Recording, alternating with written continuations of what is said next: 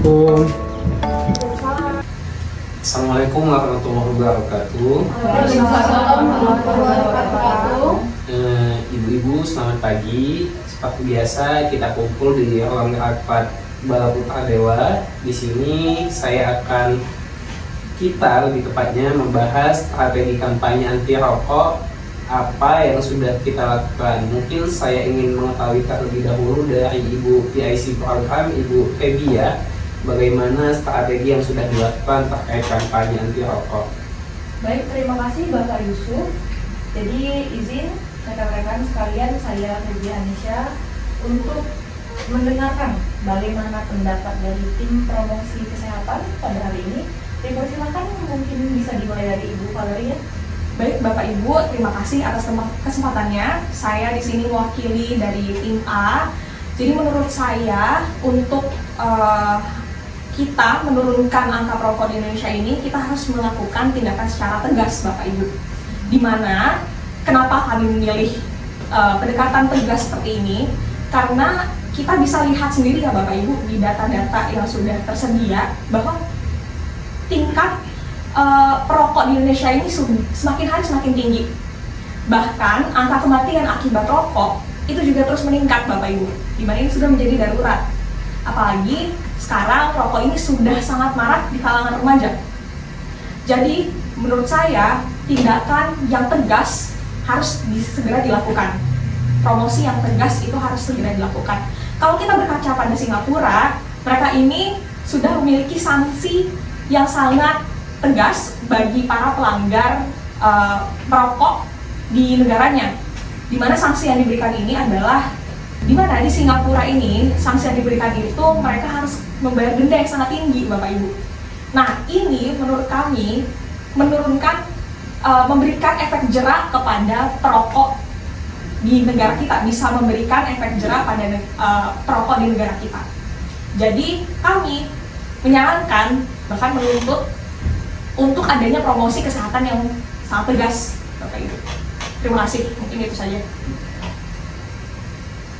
Baik, bisa dilanjutkan ya sama Ibu Fitria, mungkin menyampaikannya sedikit lebih tentang. Saya ingin mendengarnya. Baik, terima kasih Bu. Jadi saya paham maksud Ibu Valerie tadi, tetapi di sini kita tidak bisa menyamakan antara negara Indonesia dengan negara Singapura, yang dimana negara Singapura, negara mereka ini masih kecil, penduduknya juga masih mudah dikendalikan, dan untuk tingkat kepatuhan hukumnya juga masih tinggi. Sementara di Indonesia, negara kita sendiri, yaitu untuk budaya merokok tadi itu sudah mengakar, bahkan sudah menjadi pergaulan di kalangan remaja. Jadi untuk kalau kita bisa membuat atau mengajikan strategi yang terlalu tegas tadi, bisa-bisa mereka merasa menolak atau bahkan mengekang, terlalu dikekang. Nah, jadi menurut saya di sini Bapak Ibu, untuk pendekatan persuasif ini lebih tepat, yang dimana misalnya seperti edukasi di sekolah, bisa kayak pelayanan puskesmas, dan juga bisa kayak kita menyebarkan dari media-media sosial. Sekian Ibu. Baik, jadi mari kita tenang dulu ya untuk saudara atau Ibu Valerie dan juga Ibu Fikri ya, terkait hal yang akan kita bahas ini. Menurut saya terkait dengan Singapura itu kan dinamika sosialnya berbeda ya dengan di Indonesia. Jadi untuk kita bandingkan seperti itu tidak semudah sebagaimana teorinya atau yang disampaikan oleh Ibu Valerie, mohon maaf. Dan juga untuk Ibu Fikri ya, terkait penyampaiannya mengenai program merokok yang persuasif seperti itu, menurut saya itu sudah cukup bagus ya. Dan tetapi kita harus lihat bagaimana rencana anggaran dari kedua program ini. Baik, Bapak Ibu, terima kasih sebelumnya. Memang ya, saya izin menanggapi sedikit.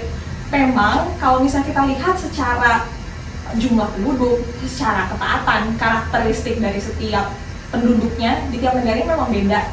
Saya setuju. Tetapi kalau kita lihat dari dulu, kampanye kita ini dari dulu seperti kita tuh hanya berputar di persuasif. Apakah itu sudah menurunkan angka merokok secara signifikan? Belum kan? Baik, jadi mungkin itu sedikit masukan dari saya, dan di sini sudah diminta Ibu untuk terkait program yang sudah kami usulkan, yang akan kami usulkan kepada Bapak Ibu semuanya. Mohon dibaca di dalam map ini, di dalam. Baik, mungkin saya bacakan dulu ya, atau saya lihat dulu. Baik. Oke. Ya, bisa saya alihkan kepada Ibu Melisa ya. Baik, terima kasih Bu Peggy. Baik, jadi saya akan menyampaikan terkait anggaran yang sudah diajukan ya Bu ya oleh tim A sebagai tim promosi kampanye bebas rokok ini. Jadi kalau kita lihat anggaran ini Bu, pertama untuk pembuatan papan larangan di beberapa titik strategis itu membutuhkan biaya 10-15 juta. Dan yang kedua, itu juga butuh patroli atau monitoring dan koordinasi dengan aparat. Sebagaimana kampanye tadi kan bersifatnya tegas ya Bu ya, agar dipatuhi oleh setiap masyarakat.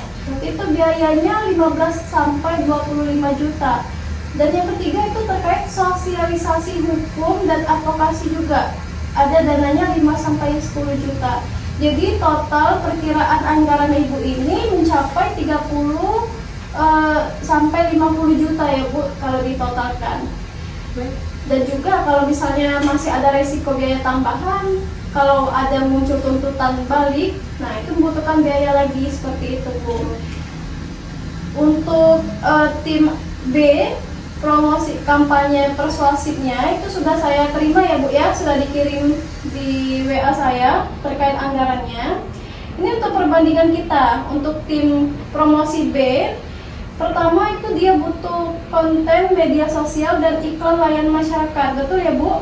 Itu sekitar 3-5 juta. Sedangkan untuk pelatihan kader kesehatan itu butuh dana 7-10 juta. Dan total perkiraan dananya itu mencapai 10-15 juta. Jadi kalau dari sisi anggaran, Dinas Kesehatan kita lihat pendekatan persuasif ini jauh lebih efisien secara anggarannya. Namun dampaknya tadi seperti yang udah disampaikan Ibu Valeri, mungkin kampanye yang lebih tegas itu mudah dipatuhi ya untuk masyarakat. Dan persuasif itu kemungkinan kita butuh waktu ya Bu ya, butuh pendekatan dulu untuk meyakinkan masyarakat. Seperti itu Ibu Peggy ya. Baik, terima kasih kepada Ibu Melisa atas pendapatnya. Terkait hal tadi, kalau untuk strategi secara persuasif ya, itu kita bisa menggunakan media sosial, yang dimana media sosial itu akan dilihat oleh banyaknya penduduk atau masyarakat kita. Terkait juga kebijakan tadi, benar seperti apa yang disampaikan oleh Ibu Melisa, kita pasti akan membutuhkan banyak hal yang diperlukan agar kebijakan ini dapat terlaksana dari top sampai down, yang dimana itu bisa diterapkan dengan baik di Indonesia ini. Baik Bapak Ibu, saya sudah mendengar juga untuk dari anggaran yang diajukan oleh tim B, di mana di sini kalau dari analisa singkat tadi bahwa ada ada gap signifikan antara anggaran yang kami dari tim A ajukan dengan tim B ajukan, bahwa di situ ada cukup gap yang jauh ya, di mana anggaran kami membutuhkan dana yang lebih tinggi. Tapi Bapak Ibu mohon untuk dipertimbangkan, kalau misalnya angka anggaran yang kami ajukan ini bisa menurunkan anggaran untuk penanganan sakit akibat rokok, kenapa tidak dipertimbangkan? Mungkin itu saja masukan terakhir dari saya. Saya kembalikan kepada Ibu Febia dan juga Bapak Yusuf. Terima kasih. Baik, terima kasih Ibu Valeri ya atas argumennya dan juga pendapatnya. Selanjutnya itu mungkin saya coba tanyakan dulu ya kepada Bapak Yusuf. Makasih ibu-ibu semua, saya sudah mendengar perspektif masing-masing, baik itu dari Ibu Valeri atau Ibu Fikria maupun Ibu Melisa dari segi keuangan. Saya sudah mendengar semua. Memang Singapura adalah contoh negara yang sukses. Mereka tegas sejak awal, dendanya tinggi, larangan iklan, area merokok di negara Singapura pun terbatas. Namun mereka juga melakukan edukasi persuasif sejak dini di sekolah-sekolah. Jadi sebenarnya kita tidak bisa memilih antara tegas ataupun persuasif. Kalau bisa dua-duanya, kenapa tidak untuk kita kombinasikan. Di Indonesia sendiri berbeda, kita punya tantangan budaya, ekonomi, bahkan politik yang berubah-ubah. Tapi bukan berarti kita tidak bisa belajar dari Singapura. Kita perlu strategi yang realistis. Saya tadi sudah baca-baca juga di internet bahwa bisa kita untuk mengadopsi dari Singapura aturan. Strategi yang realistis mungkin dari aturan yang tegas, namun disertai dengan pendekatan persuasif yang kuat untuk masyarakat. Aturan memberi batas, persuasif membangun kesadaran. Dua-duanya harus berjalan beriringan. Mungkin saya kembalikan ke Ibu Febia selaku PIC-nya. Baik, terima kasih kepada Bapak Yusuf, Ibu Valerie, Ibu Fikria, dan juga Ibu Melisa atas kehadirannya hari ini, juga atas ide serta rencana program yang diusulkan oleh kalian. Saya selaku PIC dari kawasan tanpa rokok di sini akan menyampaikan bahwa kita ini sepakat ya untuk mengambil jalan tengah yang dimana adanya regulasi tegas dan juga regulasi ini sebagai kerangka hukum kita. Namun kampanye persuasif tadi dapat juga kita pertimbangkan untuk mengubah perilaku masyarakat secara bertahap ya. Dan juga ibu-ibu atau Bapak Yusuf, menurut saya strategi ini itu bagus untuk kita susun dalam program pada tahun 2025 ini, yang dimana kita mencontoh Singapura. Tetapi adanya kebijakan ini tetap kita sesuaikan dengan bagaimana kondisi yang ada di Indonesia serta dinamika sosial yang ada di Indonesia. Seperti itu dari saya, ibu-ibu dan juga Bapak Yusuf. Saya juga ingin mendengarkan kembali ya bagaimana pendapat dari kedua belah pihak agar kita menemukan solusi yang terbaik dan keduanya bisa dipertimbangkan. Mungkin bisa dimulai dari Ibu Fikria. Baik, terima kasih Bu. Jadi di sini saya sudah setuju untuk menggunakan kampanye yang tegas tadi, tetapi tidak mengungkang kepada masyarakat, dan juga dengan untuk melakukan dengan pendekatan persuasif yang dimana dengan pendekatan media sosial tadi, penyuluhan kesehatan, dan juga edukasi kepada sekolah. Baik, untuk Ibu gimana Bu pendapatnya Bu? Baik, terima kasih.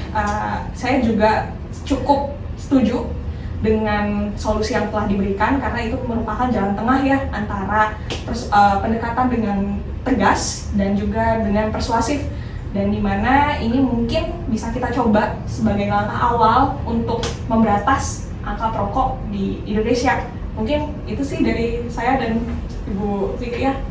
Baik, terima kasih Ibu Valerie dan juga Ibu Fikria atas pendapatnya, dan juga terima kasih kepada Ibu Melisa ya selaku tim atau bagian yang akan menganggarkan program serta usulan kita ini. Selanjutnya saya kembalikan kepada Bapak Yusuf, silakan Bapak.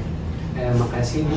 Setelah kita mendengarkan sama-sama perspektif masing-masing, mungkin saya sedikit bisa menyimpulkan ya bahwa dengan solusi kita membuat aturan yang tegas, tetapi kita untuk implementasinya itu melakukan pendekatan secara persuasif.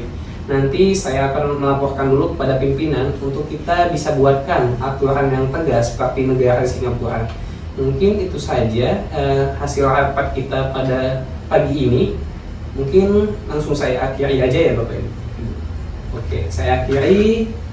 Mohon maaf apabila ada salah kata. Saya akhiri. Wabillahi taufiq wal hidayah. Wassalamualaikum warahmatullahi wabarakatuh. Semuanya ibu-ibu, kebetulan saya sudah ini ada kegiatan lagi di atas. Saya izin pamit duluan ya Bu.